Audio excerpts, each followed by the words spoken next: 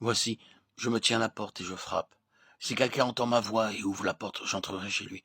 Je souperai avec lui et lui avec moi. Apocalypse 3:20. Céder à Christ est un acte précis. Ce n'est pas un désir souvent répété qui n'aboutit à rien, mais un acte décisif de la volonté. Notre désir se transforme en décision et la décision en action. Vous devez dire à cette minute précise, je me donne à Christ, sans réserve. Céder à Christ est un acte volontaire. Il se tient à la porte, mais il ne force pas la serrure. Il attend que vous ouvriez. C'est par amour qu'il veut entrer chez vous. Et si la porte ne lui est pas ouverte par amour, sa venue apportera plus de désappointement que de joie.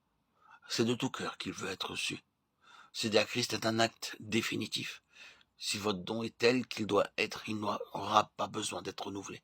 S'il accomplit sincèrement, il l'est pour le temps et pour l'éternité.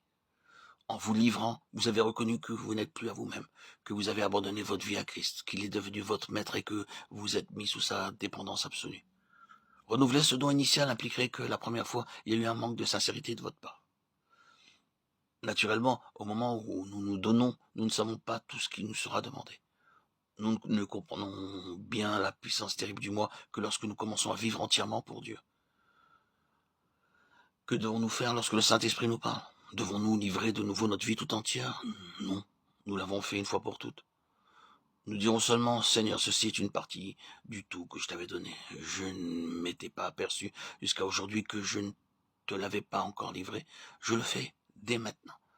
Ainsi, l'acte initial de soumission devient une attitude continue. Pour vivre sur un plan supérieur, la première condition à remplir est de donner sa vie à Christ. L'avez-vous fait? Toutes les portes de votre cœur sont-elles ouvertes pour que Christ, votre Seigneur, puisse entrer?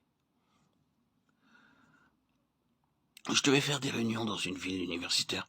La dame qui me recevait me fit entrer dans ma chambre par un escalier extérieur. Puis elle me quitta, me laissant seul toute la journée. Quelques instants après son départ, j'entendis sonner à la porte d'entrée. Je pensais que ce devait être l'homme qui apportait mon bagage. Je voulus descendre pour lui ouvrir. J'entrai dans le vestibule. 3 portes étaient devant moi, toutes fermées à clé. J'étais donc prisonnière dans ma chambre. Je laissai l'homme déposer mon bagage sous la véranda et rentrer chez moi. Je fus saisi par un sentiment d'amère solitude, car mon hôtesse m'avait fermé sa maison. Je me jetai à genoux, et il me sembla entendre mon sauveur me dire, sais-tu qu'il y a des milliers de gens qui me traitent ainsi? Ils m'invitent chez eux, me logent dans une petite chambre, et s'attendent à ce que j'y reste. Et moi, je voudrais pénétrer dans toutes les pièces de leur maison et partager toute leur vie. Mes amis, quelle chambre avez-vous donnée à Jésus? Y a-t-il chez vous des portes fermées à clé? Le Seigneur a-t-il essayé de pénétrer dans la chambre de votre vie réservée aux amusements, aux joies de la famille?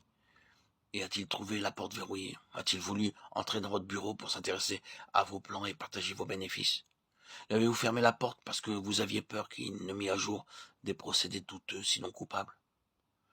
A-t-il pu entrer dans la chambre secrète où vous établissiez vos projets afin de vous aider à les mettre en exécution? Quand il a essayé de sa main percée d'ouvrir toutes ces portes, sont-elles restées obstinément closes? Et celui qui désirait tant vous bénir, vous enrichir, a-t-il dû rentrer le cœur brisé dans la chambre exiguë que vous lui aviez réservée? De cette ville, j'allais dans une autre. Là, mon hôtesse était une pauvre veuve. Sa maison était très simple. Nous mangions dans la cuisine. Mais je fus rarement reçu avec une telle cordialité. Elle faisait son possible pour rendre mon séjour agréable. Le premier jour, elle me dit, Miss Paxson, ma maison est bien simple, mais elle est tout à votre disposition. Allez où vous voulez, faites tout ce que vous voulez. Considérez-vous comme chez vous. Et moi, qui voyageais constamment, qui n'avais plus de chez moi, combien j'appréciais cette invitation et l'acceptais de grand cœur. Le Seigneur habite-t-il chez vous? Lui avez-vous jamais dit, Seigneur, je n'ai qu'une demeure très simple à t'offrir. Pénètre partout où tu voudras, fais ce qu'il te plaira. Tu es ici chez toi. Il attend de vous une telle invitation. Faites-la lui sincèrement, et vous verrez qu'il l'acceptera sans tarder. Il entrera chez vous et pénétrera partout. Voici, je me tiens à la porte et je frappe. Si quelqu'un entend ma voix et ouvre la porte, j'entrerai chez lui.